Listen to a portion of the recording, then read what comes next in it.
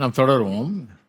அப்போ எபேசியர் 5 திருமண வாழ்க்கை குறித்து போதிக்கப்படுகிற அந்த நீண்ட போதனையில் 5ஆம் அதிகாரத்தில் 18லேருந்து 33 வரை உள்ள போதனையில் 18லேருந்து 21 வசனம் வரை உள்ள அந்த வசனங்கள் ரொம்ப முக்கியம். ஏனென்றால் அது என்ன சொல்ல வருது? திருமண வாழ்க்கையை பற்றி சொல்கிற காரியங்கள், அதாவது மனைவிகளும் சொந்த புருஷருக்கு கர்த்தருக்கு கீழ்ப்படுகிறது போல கீழ்ப்படியுங்கள். புருஷரை பார்த்து சொல்கிறாரு, கிறிஸ்து அன்பு வந்தது போல சபையிலே உங்கள் மனைவிகள் அன்பு வரும். இதெல்லாம் ஆகிற காரியம் இல்லை, சாதாரண நாட்கள் செய்யவே முடியாது. இதுக்கு ஆவியில் நிறைந்திருக்கணும். வெறும் பேர் கிறிஸ்தவனாக இருந்தால் போதாது, ஆவியில் இந்த விதத்தில் நிறைஞ்சிருக்கணும். அதான் வேலைக்கு சொன்னேன், எந்த விதத்தில்னு. கிறிஸ்துவ அறிகிற அறிவில் வளர்ந்து அதை குறித்த ஒரு கிறிஸ்து யார், அவர் என்ன செஞ்சிருக்கிறாரு, என்னை எப்படி அன்பு கூறுறாரு, அவர் எவ்வளோ மகத்துவமானவர் என்கிற அறிவினால் மனது நிறைந்து அது உள்ளத்துக்கு இவைகளெல்லாம் நிஜமாக தோன்றும் போது தான், அதை உண்மையாகவே நம்ம அதை பற்றி கொள்ளும்போது தான் நம்ம இதெல்லாம் செய்ய முடியும். அந்த விதத்தில் நாம் ஆவியில் நிறைஞ்சிருக்கணும்னு சொன்னேன். அதனுடைய விளைவு என்ன? எல்லாவற்றுக்கும் எப்பொழுதும் கர்த்தரை ஸ்தோத்தரிக்கிறோம். அது 20வது வசனம். 21ஆம் வசனம், தெய்வ பயத்தோட ஒருவருக்கொருவர் கீழ்ப்படிந்திருங்கள். இந்த தெய்வ பயத்தோட ஒருவருக்கொருவர் கீழ்ப்படிந்திருங்கள் சாதாரணமாக யாருக்கும் வராது. அதான் சபை, பொதுவாக சபையில் எடுத்துக்கிட்டிங்கன்னா கூட கிறிஸ்தவர்கள் மத்தியில் ஒருத்தருக்கு ஒருத்தர் கீழ்ப்படிந்திருங்கள்னு சொன்னால் சண்டை தான் வருவாங்க. அது கூட யார் செய்ய முடியும்? இந்த மாதிரி ஆவியினால் நிறைந்தவர்கள். எந்த விதத்தில் ஆவியினால் நிறைந்தவர்கள்? வெறும் பரிசுத்தாவின் அபிஷேகம் இல்லை, இந்த ஆவியானவர் மூலமாக உண்டாகிற இந்த அறிவு, ஞானம், விவேகம், கர்த்தரை பற்றிய ஒரு ஆழமான அறிவு உள்ளவர்கள் தான் ஒருவருக்கு ஒருவர் கீழ்ப்படிந்திருக்க முடியும், எல்லாத்தையும் நல்ல விதத்தில் எடுத்துக்கொள்ள முடியும் இல்லையா? அதை சொல்லிட்டு தான் திருமண வாழ்க்கையின் போதனைக்கு போகிறார். மனைவிகளேன்னு ஆரம்பிக்கிறாரு 22. அதனால் 18லேருந்து 21 வாசிக்காமல் அதை வாசிக்கக்கூடாது. பாருங்கள், நிறைய இடத்துல மதம் வாசித்துருவாங்க. அதனால தான் சொல்கிறேன், தெய்வ பயத்தோட ஒருவருக்கு ஒருவர் கீழ்ப்படிந்தீர்கள்ன்றது ஒரு புதிய காரியம் இல்லை. இதை பல இடங்களில் பொதுவாக கிறிஸ்தவர்கள் எப்படி வாழ வேணுன்றதை பற்றி பவுல் சொல்லும்போது இதை ஒரு கான்செப்டாக போதிக்கிறார். அதனால தான் பிலிப்பியர் 2ஆம் அதிகாரத்துக்கு போனோம். எப்படி நடந்து கொள்ளணுன்ற அதை சொல்கிறாரு, அதை விளக்கத்தை சொன்னேன். இப்போ இன்னொரு வசனத்தை பார்ப்போம். தெய்வ பயத்தோட ஒருவருக்கு கீழ்ப்படிந்தீர்கள்ன்றது இங்கே திருமண வாழ்க்கையை பற்றி சொல்கிறது போல இருக்கும். ஆனால் பொதுவாக எல்லா கிறிஸ்தவர்களுக்கும் அவர்களுக்கிடையே இருக்கிற உறவில் எப்படி நடந்துக்கணுன்றதை தான் கொண்டு திருமண வாழ்க்கைக்கு அப்ளை பண்ணுறாரு அவர். அதை அதாவது ஒருவனும் தனக்குரியவளை சிந்தியாமல் மற்றவர்களுக்குரியவளை சிந்திக்க வேணும். எதையும் வீம்புக்காக பெருமைக்காக செய்யாமல் மனத்தாழ்மையோட அப்படி செய்யணும். இதெல்லாம் அப்படியே கிறிஸ்தவ வாழ்க்கை இங்கே கொண்டு வந்துடுறார். தெய்வ பயத்தோடு ஒருவருக்கு ஒருவர் கீழ்ப்படிந்தீர்கள்ன்றது அதனுடைய அப்ளிகேஷன் தான் இங்கே திருமண வாழ்க்கைக்கு ஸ்பெஷலாக இதை சொல்கிறார். அப்போ இன்னொரு வசனம் வாசிப்போம். ரோமர் 15, ரோமர் 15ஆம் அதிகாரம் 1லேருந்து 3 வசனங்கள். அன்றியும் பலம் உள்ளவர்களாகிய நாம் நமக்கே பிரியமாய் நடவாமல், நீங்கள் கிறிஸ்தவ வாழ்க்கையை பற்றி சொல்ல, நமக்கே பிரியமாய் நடவாமல் பலவீனருடைய பலவீனங்களை தாங்க வேண்டும். பலவீனர்கள் இருக்கிறாங்க நம்ம மத்தியில், சிலர் கொஞ்சம் பலவான்களாக இருக்கிறோம். அவருடைய பலவீனங்களை தாங்க வேண்டும். நம்ம ஒவ்வொருவனும் பிறனுடைய பக்தி விருத்திக்கு ஏதுவான நன்மை உண்டாகும்படி அவனுக்கு பிரியமாய் நடக்க கடணும். அப்போ நம்ம நடக்கையிலெல்லாம் மற்றவர்களுக்கு ஒரு டெவலப்மெண்ட் உண்டாகணும், அந்த விதத்தில் நடந்துக்கணுன்றார். கிறிஸ்துவும் தமக்கே பிரியமாய் நடவாமல், எல்லாத்திலும் கிறிஸ்துவை கொண்டு வந்துடுறார். ஏன் அப்படி நடந்துக்கணும் அப்படின்னு கேட்டால், கிறிஸ்துவ அப்படி தானே நடந்துக்கிறாரு. கிறிஸ்தவ வாழ்க்கை என்னன்னா, கிறிஸ்துவ அப்படியே பிரதிபலிக்கிறது, கிறிஸ்துவை வாழ்ந்து காட்டுவது. அதுதான் கிறிஸ்தவ வாழ்க்கை. சொல்கிறாரு, கிறிஸ்துவும் தமக்கே பிரியமாய் நடவாமல் உம்மை நிந்திக்கிறவர்களுடைய நிந்தைகள் என்மேல் விழுந்தது என்று எழுதியிருக்கிறபடியே நடந்தார். அவர் எப்படி நடந்தார், அவர் எப்படி பாடுபட்டார்னு பாரு, எப்படி நிந்திக்கப்பட்டார் எல்லாம் அதெல்லாம் பாருங்க. அவர் எப்படி நடந்துக்கிட்டாருன்னு பார்த்து அதன்படி நடவுங்க. அவர் ஏன் இத்தனை நிந்தையை அனுபவிக்கணும், இத்தனை பாடுகளை அனுபவிக்கணும் எல்லாம்? ஏன்னா நம்ம பலவீனர்கள், நமக்கு அவர் தேவை, அவருடைய ரட்சிப்பு தேவை, அவருடைய உதவி தேவை, மீட்பு தேவை. அவர் பலவான், அவருக்கு ஒன்றும் தேவையில்லை, அவருக்கு எதுவுமே தேவையில்லை, அவர் வரவே வேண்டியதில்லை. அவர் பேசாமல் அங்கே உட்காந்துட்டு நல்லா சந்தோஷமாக இருந்திருக்கலாம். ஆனால் இந்த பலவீனர்களுக்காக அவர் வந்தார். அவர் பலவானாக இருந்தாலும் ஒரு பலவீனர் போல சிலுவையில் சாகிறாரு. சிலுவையில் செத்து நமக்கு மீட்பை உண்டு பண்ணுறாரு.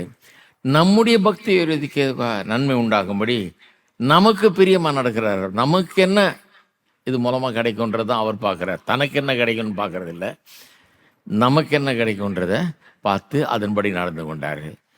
கிறிஸ்துவும் தமக்கே பிரியமாய் நடவாமல்னு கிறிஸ்துவை கொண்டு வந்துடுறார். அப்போ கிறிஸ்தவ வாழ்க்கை என்னன்னா கிறிஸ்துவை அப்படியே வாழ்ந்து காட்டுவது. அதான் திருமணத்துலேயும் அதே தான். கிறிஸ்துவை திருமண வாழ்க்கையின் மூலமாக கணவனும் மனைவியும் வாழ்ந்து காட்ட வேணும், கிறிஸ்துவை பிரதிபலிக்கணும். திருமண வாழ்க்கை அதுக்காகவே ஏற்படுத்தப்பட்டது தான் திருமண வாழ்க்கை. சுவிசேஷம்னா என்னன்னு காட்டுறது தான் திருமண வாழ்க்கை. சுவிசேஷம்னா என்ன? இயேசு நமக்காக வந்தார், சிலுவையில் மரித்தார், உயிரோடு எழுந்தார், நம்ம மீட்டு கொண்டார், நம்ம பாவிகளாக இருந்தோம், நமக்காக ஜீவனை கொடுத்து நம்மளை அதான சுவிசேஷம். அதுதான் மேரேஜும், அதுதான் மேரேஜும் அப்படிங்கிறாரு. அவர் நம்மளை மீட்டு கொண்டதுனால நாம் அவரை நேசிக்கிறோம், அவர் நம்ம ரொம்ப நேசிக்கிறாருன்னு அறிஞ்சதுனால நாம் ரொம்ப ரொம்ப அதிகமாக அவரை நேசிக்கிறோம். இப்படி தான் நம்முடைய உறவு தொடர்கிறது. அது எப்படியோ அதே மாதிரி தான் திருமண வாழ்க்கையும். இது சுவிசேஷம் என்னவோ அதுதான் திருமண வாழ்க்கை. அது அப்படியே பிரதிபலிக்க வேணும்ங்கிறார். சரி, இன்னொரு வசனம் பார்ப்போம். கலாத்தியர் 5ஆம் அதிகாரம். நிறைய வசனங்கள் இது, சும்மா ஒரு சாம்பிளுக்கு தான் நான் வாசிக்கிறேன். கலாத்தியர் 5ஆம் அதிகாரம் 13ஆம் வசனம் பாருங்க. சகோதரரே, நீங்கள் சுயாதீனத்துக்கு அழைக்கப்பட்டீர்கள். அப்படின்னா என்ன அர்த்தம்? உங்களை யாரும் அடிமைப்படுத்த வேணும்னு அவசியம் கிடையாது. அடிமைப்படுத்துறதை பற்றி வேதம் நீங்கள் இன்னொருத்தனுக்கு அடிமையாக இருக்கணும்னு சொல்லல. நீங்கள் சுயாதீனத்துக்கு என்றால் நீங்கள் விருப்பமானதை செய்யலாம். Christian is a free person. ஒவ்வொரு கிறிஸ்தவனும் சுயாதீனமுடையவன், சுதந்திரமுடையவன். தான் இஷ்டப்பட்டதை செய்யலாம், உங்களை யாரும் தடுத்து நிறுத்த முடியாது. நீங்கள் உங்களுக்கு என்ன பிரியமாக இருக்கோ அதை செய்ய. ஆனால் நீங்கள் என்ன பண்ணுறீங்க? உங்களுக்கு என்ன பிரியமாக இருக்குதோ அதை செய்யாமல் மற்றவனுக்கு எது நலனை கொடுக்கும், நன்மையை கொடுக்கும்ன்றதை பார்த்து செய்கிறீங்க. அதுதான் கிறிஸ்து. நீங்கள் ஒன்றும் அடிமை கிடையாது, இப்படி தான் செய்யணும் ரூல் கிடையாது. நீங்கள் கிறிஸ்துவை போல ஆயிட்டீங்க. கிறிஸ்து உங்களை மீட்டு கொண்டார். அவரை பற்றிய அறிவு உங்களுக்குள்ள உள்ளத்தை நிரப்புது, இருதயத்தை பாதிக்குது. அதனால நீங்க சுயாதீனமா என்ன வேணா செய்யலாம், அந்த உரிமை உங்களுக்கு இருக்குது. இருந்தா கூட உங்க உரிமையை கீழே வச்சுட்டு, கிறிஸ்து எப்படி தன்னுடைய உரிமையை கீழே வச்சுட்டு தம்முடைய பரலோகத்தை திறந்து அந்த பெரு வாழ்வை திறந்து இங்க வந்து மனுஷனா வாழ்ந்து சிலுவையில் பாடுபட்டு மாறித்தாரோ, அப்படி நீங்களும் வாழ்க்கையில வாழ ஆயத்தமாயிருங்க. எத்தனை பேருக்கு வழங்குது நான் சொல்றது? You're free. உங்களை யாரும் கிறிஸ்தவம் என்று அடிமைப்படுத்துறது கிடையாதுங்க. எதையாவது நீங்கள் மற்றவங்களுக்காக விட்டு கொடுக்குறீங்க, அவங்களோட இணங்கி போகிறதுக்காக, அவங்கள நல்லா வச்சுக்கிறதுக்காக நீங்கள் ஒன்றை விட்டு கொடுக்குறீங்கன்னா நீங்கள் ஒன்றும் அடிமை கிடையாது. நீங்கள் கர்த்தர் நிமித்தம் அப்படி செய்கிறீங்க. கர்த்தரை நேசிக்கிறதுனால, சுவிசேஷம் வழங்குறதுனால, உங்களுக்கு உள்ளத்திலே ஒரு பெரிய மாற்றம் ஏற்பட்டிருக்கிறதுனால நீங்கள் மனம் வந்து சுயாதீனமாக சுதந்திர ஒரு பிறவியாக நீங்கள் அதை சரிங்க. அப்படிதான் கிறிஸ்தவம் போதிக்கிறது. கிறிஸ்தவம் யாரையும் அடிமைப்படுத்துவது கிடையாது, சபைகளும் யாரையும் அடிமைப்படுத்துவது கிடையாது. நாங்கள் என்ன சொல்கிறோம்? சில நேரத்தில் உங்களுடைய உரிமையை விட்டு கொடுங்களேன், உங்களுடைய ரைட்டை விட்டு கொடுங்க. சில நேரத்தில் உங்களுடைய வசதியை, உங்களுடைய நலனை விட்டு கொடுத்துட்டு மற்றவர்களுடைய நலனை பாருங்கள், அவங்களுக்காக கொஞ்சம் தியாகம் பண்ணுங்களேன் அப்படிங்கிறோம். ஐயோ, இது நான் அடிமையாடுகிறேன், என்னை அடிமைப்படுத்தாதீங்க அப்படின்றாங்க சிலர். உங்களை யார் அடிமைப்படுத்த? நாங்கள் செய்ய வைக்க முடியுமா? அதை ஒன்றும் செய்ய வைக்க முடியும். இங்கே இருக்கிற ஒருத்தரையாவது நான் ஒன்றும் செய்ய வைக்கவே முடியாது. நாங்கள் என்ன சொல்கிறோம்?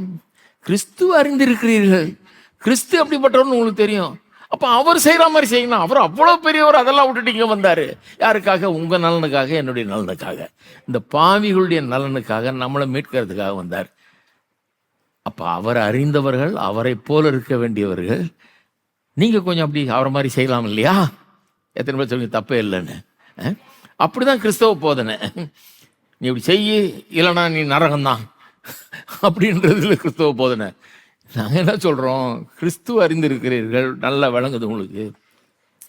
அப்போ கிறிஸ்துவை போல நடந்து கொள்ளுங்கள். அது உங்களுக்கு வாழ்க்கையில் பெரிய சந்தோஷத்தை கொண்டு வரும், சமாதானத்தை கொண்டு வரும். சகோதரரே, நீங்கள் சுயாதீனத்திற்கு அழைக்கப்பட்டீர்கள். நீங்கள் ஃப்ரீ, நீங்கள் என்ன வேணால் செய்யலாம். இந்த சுயாதீனத்தை எப்படி சொல்லியிருக்கு பாருங்க. நீங்கள் மாம்சத்துக்கு ஏதுவாக அனுசரியாமல், அப்படின்னா மாம்சத்துக்கு எதுவாக நினைச்சாலும் என் இஷ்டம், என் வசதி, என் நலன் அப்படின்னு அனுசரியாமல் ஃப்ரீடம் நீங்கள் உங்களுக்கு இருக்குது, சுதந்திரம் இருக்குது. நீங்கள் முற்றிலும் உங்களுக்கு என்ன வசதி அதை பண்ணலாம். சில வீடுகளில் சில ஆசாமி சொல்கிறேன், நான் முதல்ல சாப்பிடணும், எனக்கு தான் முதல்ல. கிறிஸ்மஸுக்கு நான் தான் முதல்ல சட்டை எடுத்துக்குவேன், நாக்கும் மிச்சம் மீதி இருந்தால் பார்க்கலாம் பிள்ளைகளுக்கும் உனக்கும், அப்புறம் அப்படியெல்லாம் இருக்கிறாங்க ஆள். கேட்டால் என்ன சொல்லுவாங்க, நான் தான் சம்பாதிக்கிறேன், அதனால் எனக்கு தான் முதல்ல. இப்படியே போனால் எப்படி வாழ்கிறது? கிறிஸ்தவ வாழ்க்கை அது இல்லைங்க. கிறிஸ்தவ வாழ்க்கை என்னென்னா, ஆமாம் நான் சம்பாதிக்கிறேன், நான் தான் எல்லாருக்கும் சாப்பாட்டு ஒழுங்கு பண்ணுறேன், நான் தான் வாடகை கட்டுறேன், நான் தான் எல்லாம் பார்த்துக்கிறேன், இருந்தாலும் என்ன கடைசியாக வச்சுக்கிறேன், நான் உங்களெல்லாம் முதல்ல வச்சுக்கிறேன், மனைவிக்கு முதல்ல வாங்குகிறேன், பிள்ளைகளுக்கு முதல்ல வாங்குகிறேன், என் வீட்டுக்கு வேண்டியதெல்லாம் செய்கிறேன், அப்புறம் மீதி இருந்தால் எனக்கு பார்க்கலாம். இது எவ்வளோ மேன்மையாக இருக்குது. ஹலோ, சிலர் நினைக்கிறாங்க தப்பான இடத்துக்கு வந்துட்டோம் இன்னைக்கு, இவர் போட்டு நம்மளை திருத்திடுவார் போல இருக்கு அப்படின்னு. அதுக்கு தானேங்க சர்ச்சைக்கு வர்றோம். சர்ச்சைக்கு வந்துட்டு அப்படியே வந்தபடியே போனால் எப்படி? நான் யாரையும் கட்டாயப்படுத்தலையே, நான் யாரையும் நான் அடிமைப்படுத்துகிறவனே கிடையாது. நான் ரொம்ப ஃப்ரீயான ஆள். நல்லா இருங்க, சந்தோஷமா இருங்க, ஆனால் கிறிஸ்துவ மாதிரி நடந்துங்க. சில நேரத்தில் அது என்ன, நம்முடைய ஸ்லாக்கியங்களை உரிமைகளை கூட விட்டு கொடுக்குற ஒரு குணம் நமக்கு வந்துடுது. நம்முடைய சுயாதீனத்தை, நம்ம சுயாதீனர்களாக இருந்தால் கூட சுயாதீனத்தை மாம்சத்துக்கு ஏதுவாய் அனுசரியாமல் நீங்கள் அன்பினாலே ஒருவருக்கொருவர் ஊழியம் செய்யுங்கள். எல்லாம் சொல்லுங்க, அன்பினாலே ஒருவருக்கொருவர் ஊழியம் செய்யுங்கள். அந்த ஊழியம்ன்றது ஒரு சர்வன்ட் என்ற வார்த்தையை அங்கே நுழைக்கிறாங்க. ஆக்சுவலாக ஒருவர் சேவை செய்யுங்க. ஒரு சர்வன்ட் மாதிரி நீங்கள் ஒரு சர்வன்ட் மாதிரி ஆயிடுங்க. அப்படி ஆயிடுங்கன்றாரு. அப்போ சிலருக்கு இது ரொம்ப என்னையா விகற்பமாக இருக்குதே. நவநாகரிக உலகத்தில் வாழ்கிறவர்களுக்கு நான் எதுக்கு சர்வன்ட் மாதிரி ஆகணும்? நான் யாரு தெரியுமா? எத்தனை டிகிரி வாங்கியிருக்கேன் தெரியுமா? நான் எவ்வளோலாம் படிச்சிருக்கேன் தெரியுமா? நான் எவ்வளோ பெரிய உயர்ந்த குலத்தில் பிறந்தவன், ஜாதியில் பிறந்தவன், என்ன தெரியாது உங்களுக்கு? நான் எப்படி வாழ்ந்தவன்? நான் எதுக்கு சர்வெண்ட் மாதிரி ஆகணும் அப்படிங்கிறாங்க. அப்படி தான் சாதாரண மனுஷர்கள் அப்படி தான் பேசுவாங்க. அதனால தான் மேரேஜ் ஒர்க் அவுட் ஆகாது. அதனால தான் அந்த மாதிரி ஆளுகளுக்கு திருமணம், அந்த மாதிரி புத்தியோடு வந்த திருமண வாழ்க்கை கஷ்டம்தான். நான் எவ்வளோ பெரியவன், உன் ஜாதி என்ன, என் ஜாதி என்ன, நான் எவ்வளோ உயர்ந்தவன், நான் எவ்வளோ பெரிய பணக்காரன், நீ எவ்வளோ, அப்படிலாம் அதிலெல்லாம் வந்தால் போச்சு, அவ்வளோதான். எப்படி நட்பே எப்படி வேலை செய்யும்? நான் ஒருவேளை இப்போ படம் வசதியிலையோ அல்லது படிப்புலேயோ அல்லது உன்னோட மேலானவனாக இருக்கலாம், ஆனால் உனக்காக நான் எதையும் செய்ய தயார். எனக்கு சுயாதீனம் இருக்க, நான் என்ன வேணால் செய்துக்கலாம். நான் இப்படி இருக்க விரும்புகிறேன், உன்னுடைய நலனை பார்க்க விரும்புகிறேன், உன்னுடைய நலனுக்காக வாழ விரும்புகிறேன், உன் நலனை முதல்ல வைக்க விரும்புகிறேன், உனக்காக நான் சில தியாகங்கள்லாம் செய்யறதுக்கு ஆயத்தமா இருக்கிறேன். அதுதான் கிறிஸ்தவ வாழ்க்கை. நாம் சூஸ் பண்ணுறோம் அந்த மாதிரி இருக்கிறதுக்கு. நம்ம ஒன்றும் அடிமை ஆயிரல, நம்ம அடிமை ஆகலைங்க. ஒருத்தன் ஸ்லேவாக இருக்கிறவன் அவனுக்கு எந்த உரிமையும் கிடையாது. அவனை கொண்டு போனான்னு கொத்தடிமை மாதிரி கொண்டு போய் வச்சு வேலை வாங்கிடுவாங்க. அவன் ஒன்று, நான் செய்ய மாட்டேன், நான் கண்ணாடியெல்லாம் துடைக்க மாட்டேன், நான் தரையெல்லாம் பெருக்க மாட்டேன், நான் பாத்ரூம் கழுவ மாட்டேன்னு சொல்ல முடியாது. எல்லாத்தையும் கழுவி ஆகணும். அவனுக்கு எந்த உரிமையும் கிடையாது. அவனுடைய எஜமான், அவனை ஓன் பண்ணுறவன் அல்லது அவனுக்கு காசு கொடுத்து கூப்பிட்டு வந்தவன் என்னெல்லாம் செய்கிறதுக்காக கூப்பிட்டு அதெல்லாம் செய்ய வேண்டியதாகிடும். உரிமையை எடுத்துருவாங்க. அதுதான் கொத்தடிமை. நாம் ஒன்றும் கொத்தடிமை கிடையாதுங்க. உங்களுக்கு சுயாதீனம் ஃபுல்லாக இருக்குது. இருந்தாலும் நீங்கள் என்ன பண்ணுறீங்க? அதையெல்லாம் விட்டு கொடுத்து கீழே இறங்கி எல்லாத்தையும் பண்ணுறீங்க. அடுத்த வசனம் சொல்கிறார், உன்னிடத்தில் நீ அன்பு கூறுவது போல பிறனிடத்திலும் அன்பு கூறுவாயா என்கிற இந்த ஒரே வார்த்தையிலே நியாயப்பிரமாணம் முழுவதும், அந்த ஒரு இதில் 10 கற்பனை ஃபுல்லாக நிறைவேற்றுறீங்க நீங்கன்றாரு. அந்த ஒன்று செஞ்சாலே, ஒன்றில் தவறுனால் எல்லாத்துலையும் தவறாச்சுன்னு சொல்லியிருக்குது. 10 கற்பனை செய்யும்போது ஒன்றில் தவறுனா கூட எல்லாத்துலேயும் தவறுறோன்னு இருக்குது. இங்கே சொல்லியிருக்குது, இது ஒன்று செஞ்சுன்னா எல்லாத்தையும் செஞ்ச மாதிரின்ற, எல்லா கற்பனையும் பண்ணிட்டேன். எப்படி இருக்குது இது?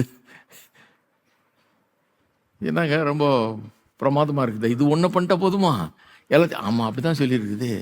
இது ஒன்றை பண்ணாலே எல்லாத்தையும் பண்ண மாதிரின்றாரு.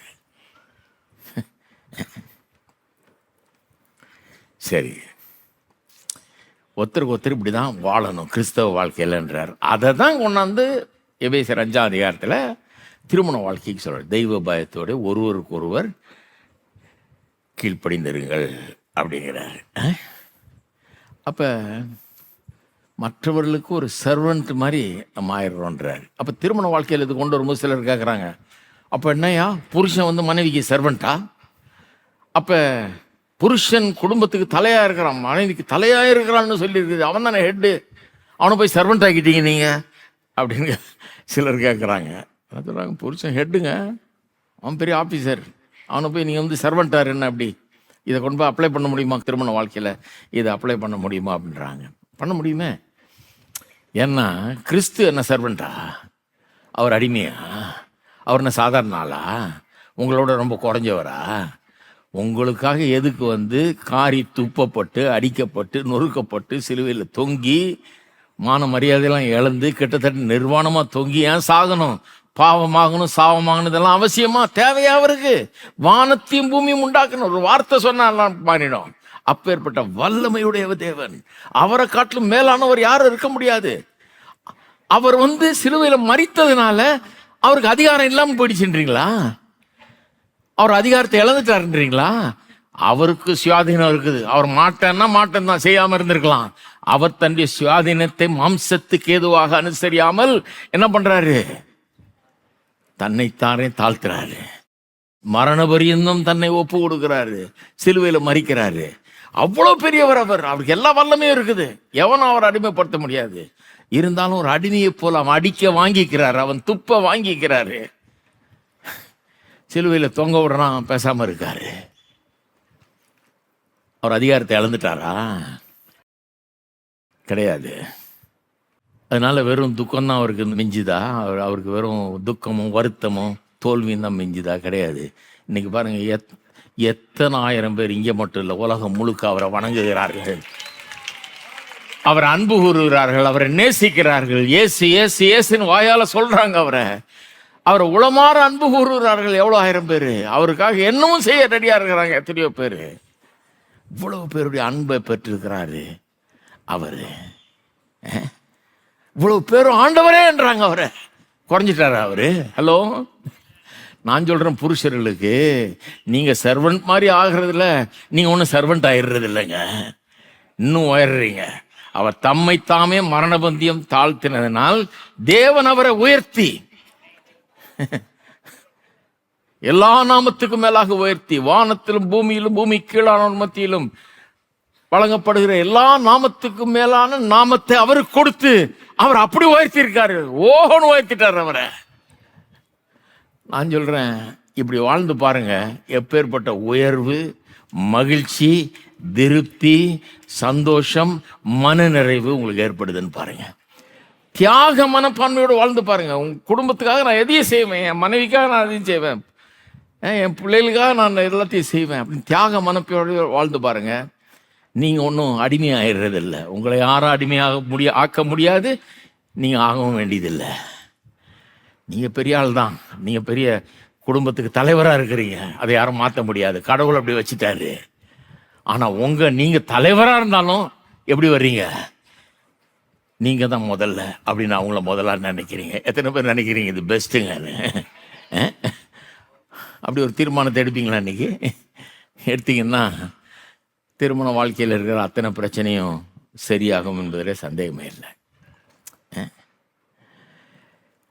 அது இப்படி ஒருவருக்கொருவர் சேவை செய்து ஒருவருக்கொருவர் கீழ்ப்படிந்து வாழ்றதுங்கிறது அது பரிசுத்த ஆவியினுடைய உதவியினால் தான் செய்ய முடியுமோ ஒழிய வேற எதுனாலும் செய்ய முடியாது. பரிசுத்த ஆவி எப்படி உதவுகிறாரு? சத்தியத்தை எடுத்து நம்முடைய உள்ளத்தை மாற்றி மனதை நிரப்புகிறார். அப்படி உதவி செஞ்சாதான் இது மாதிரி வாழ முடியும். இதுதான் ரொம்ப முக்கியமாக கவனிக்க வேண்டிய ஒரு சத்தியம் இங்க. அதாவது அப்படி சர்வெண்ட் மாதிரி வாழ்றது, அதாவது நான் குடும்ப தலைவனாக இருந்தால் கூட நான் அவர்களுக்கு சேவை செய்கிறவனு போல மாதிரி அப்படி வாழ்றது, என்னை தாழ்த்தி நான் வாழுவது இது வந்து எப்போ முடியும்? இது ஏன் ரொம்ப கஷ்டமாக இருக்குதுன்னா, மனுஷனுக்கு இயல்பாகவே இருக்கிறது வந்து பாவ இருதயம் பாருங்கள். அந்த பாவ இருதயத்தில் ரொம்ப இந்த செல்ஃப் சென்டர்ட்னஸ் இருக்குது. நான் தான் முதல், நான் தான் முக்கியம், நான் தான் மேலு, நான் சொல்கிறத நீ கேளு. அப்போ இந்த சர்வன்ட் ஹார்ட்ன்றது வந்து ஒரு ரேடிக்கல் சேஞ்சை கொண்டாடுது, ஒரு முற்றிலுமான மாற்றத்தை கொண்ட பார்க்குறது இது.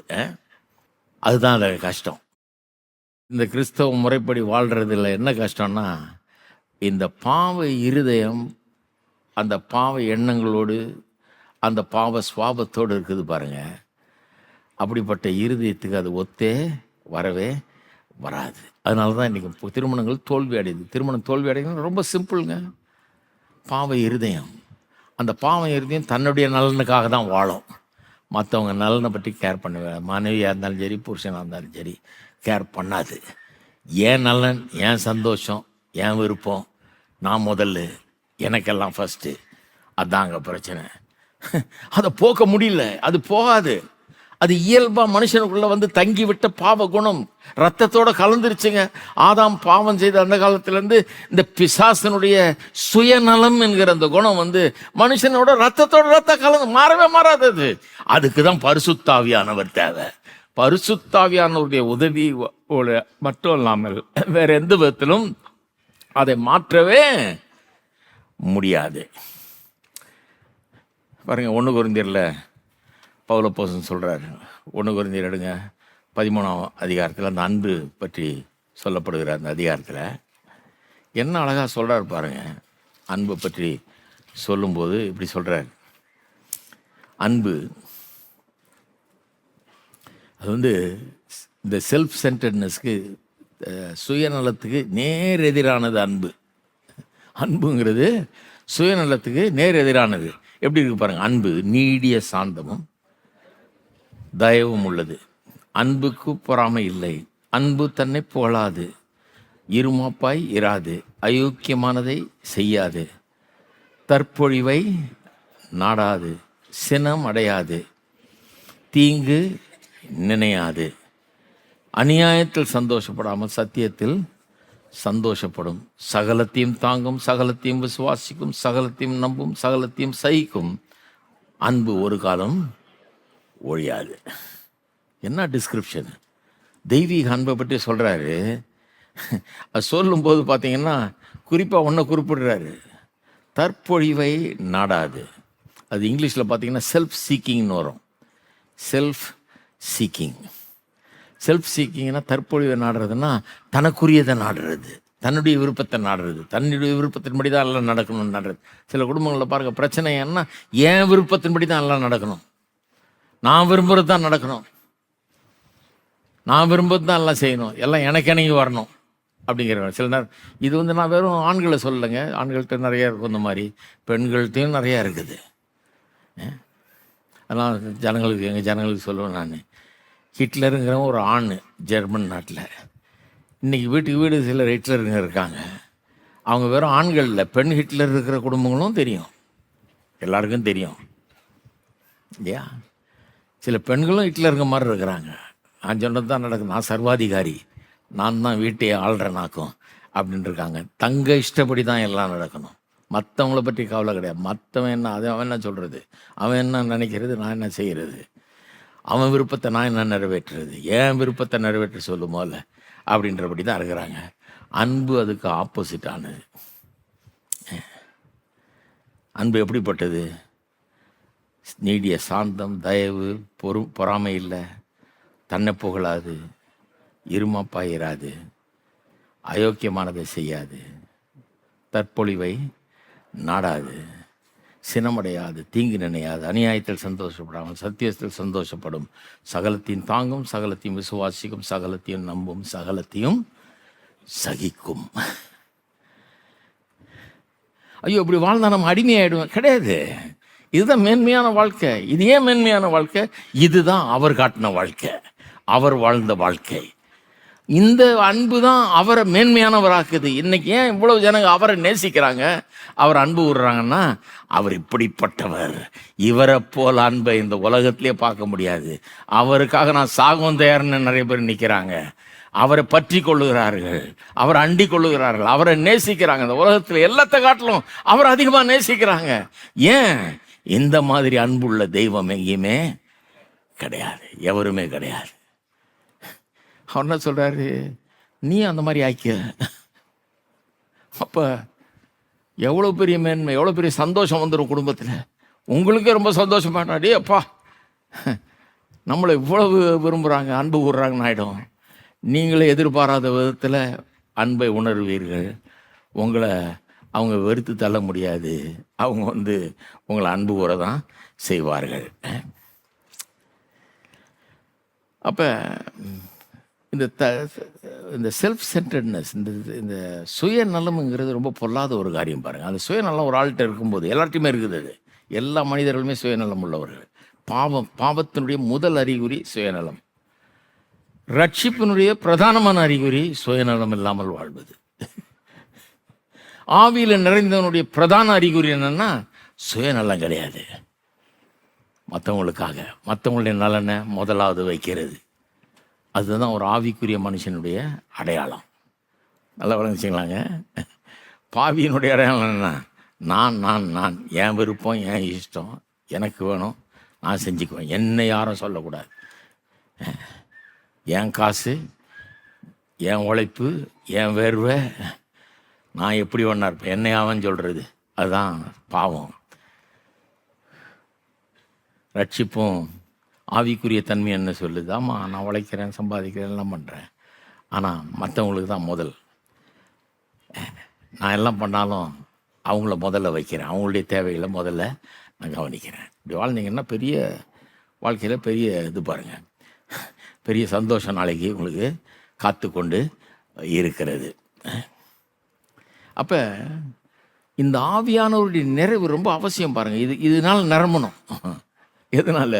இந்த தாழ்மையினால், இந்த நல்ல குணத்தினால, இந்த அன்பினால் ஒவ்வொரு நாளும் நிரம்பணும். நிரம்பும் போது அதிலிருந்து நிரம்பி வழியிறது தான் குடும்ப வாழ்க்கை. இதிலேருந்து வர்றது தான் குடும்ப வாழ்க்கை.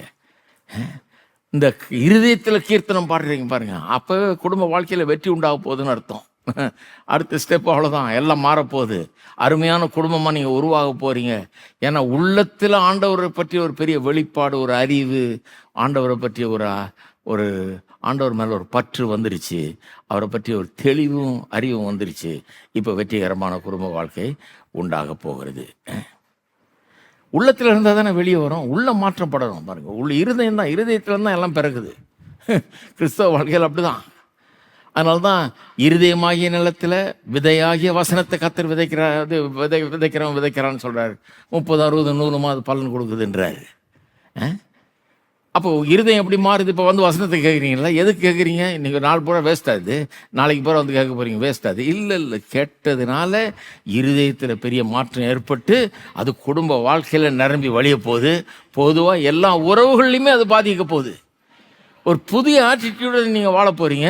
இது எங்கே போய் விலை கொடுத்து எந்த சைக்காலஜிஸ்ட்டையும் வாங்க முடியாது, யார்கிட்டையும் வாங்க முடியாது. நீங்கள் மனோதத்துவ நிபுணர்கிட்ட வாங்க முடியாது, டாக்டர்கிட்ட வாங்க முடியாது, கடையில் போய் காசு கொடுத்து வாங்க முடியாது சந்தோஷத்தை. இது கொடுக்குற சந்தோஷத்தை யாருமே தர முடியாது.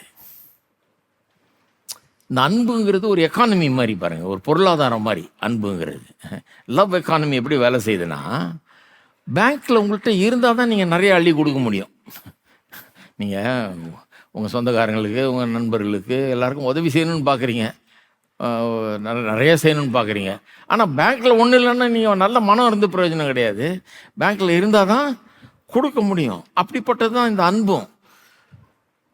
நல்ல குடும்பம் வேணும்னு பார்க்குறீங்க, எல்லாரும் உங்களை நேசிக்கணும்னு பார்க்குறீங்க, எல்லாம் ரொம்ப இணக்கமாக இருக்கணும்னு பார்க்குறீங்க, ரொம்ப சந்தோஷமாக இருக்கணும்னு பார்க்குறீங்க. அதுக்கு என்னெல்லாம் செய்யணுமோ அதுக்கு செய்யணும்னு பார்க்குறீங்க.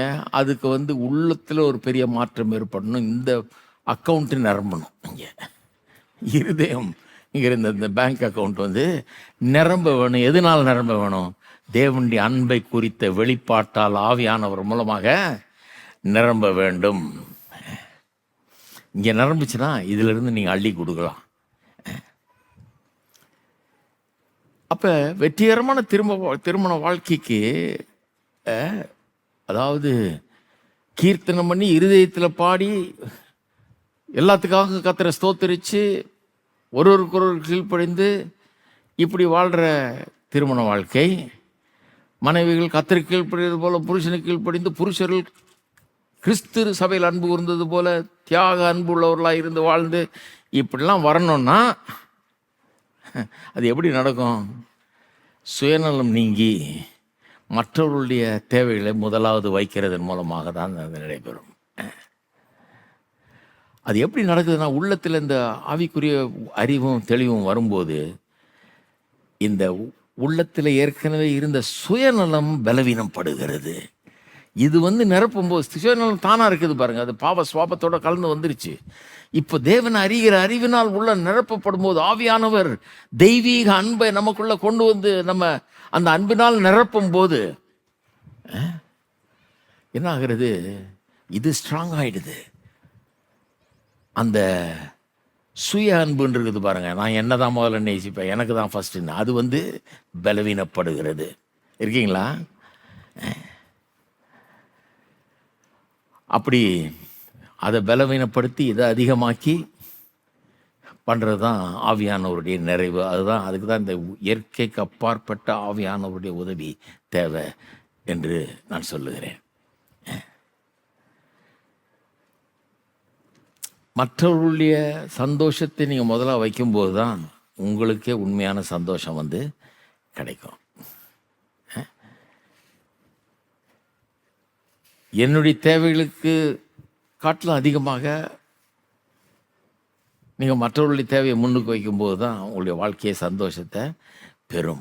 அது இந்த உலகத்தில் ரொம்ப கஷ்டம் பாருங்கள். சாதாரண உலகத்தில் ரொம்ப கஷ்டம். இதுக்கு சபைக்கு வரணும், வசனத்தை கேட்கணும், உள்ளம் மாறணும், ஆழமான சத்தியத்தை கேட்டு இந்த ஆழமான ஒரு மாற்றம் ஏற்படணும். ஏன்னா உலகம் எப்படி ஆப்ரேட் பண்ணுதுன்னா, இந்த கல்யாணத்தை கூட எப்படி சொல்கிறாங்க, வெளிநாட்டிலலாம் அப்படி சொல்கிறாங்க, மீ மேரேஜ்னா திருமணம் எதுக்கு? ஏன் சந்தோஷத்துக்காக. எனக்கு என்னைக்கு சந்தோஷம் கிடைக்கலையோ போ, தூக்கி எறிஞ்சிட்டு நான் போயிடுவேன். நான் தரணும், என் சந்தோஷத்துக்கு தானே ஏன் திருமணம் பண்ணேன். எனக்கு சந்தோஷம் கிடைக்கல, அப்புறம் என்ன திருமணத்தை பற்றி என்ன பண்ணி என்ன பிரயோஜனம்? அப்போ நான் தனக்காகவே வாழ்கிறவன் கடைசியில் போய் முட்டி மோதி அழிய போகிறான் பாருங்க. ஏன்னா தான் வாழ்கிற அளவுக்கு சந்தோஷமே கிடைக்கிறது கஷ்டம். பல விதமான அதிருப்தி, தோல்வி வாழ்க்கையில் உண்டாகி தனி ஆளாக ஒரு நாள் நிற்க போகிறான். நான் சொல்கிறேன், அப்படிப்பட்ட ஆள்.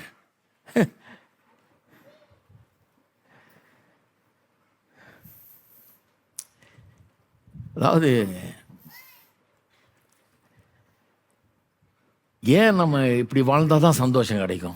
நமக்காக வாழ்ந்தா சந்தோஷம் தான். என்னையா, நம்முடைய சந்தோஷத்தை தான் நம்ம தேடணும், நம்முடைய சந்தோஷம் தானே முக்கியம் அப்படின்றாங்க. நம்ம அப்படி உண்டாக்கப்படலையே.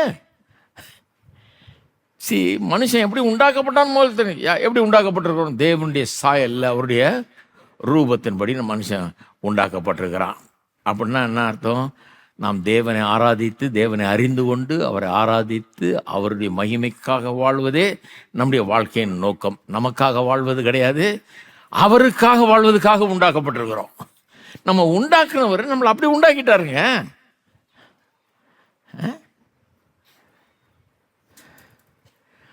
ஆகவே தான் நம்ம அதை தலைகீழாக்கி நான் எனக்காக வாழ போகிறேன் அப்படின்னு நினச்சோன்னா, நான் ஆண்டவரெல்லாம் எனக்கு வேணாம், எனக்காக வாழ போகிறேன்னு நினச்சா வாழ்க்கை முடிஞ்சு போச்சு, அவ்வளோதான். நாம் எதுக்காக உண்டாக்கப்பட்டோமோ அந்த சுவாபத்துக்கே விரோதமாக நம்ம வாழுகிறோம்.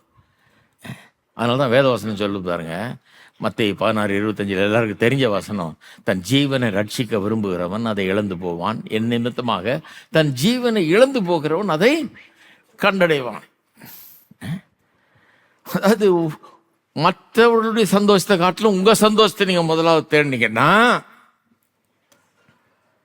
ரெண்டுமே எல்லாம் போயிடும்.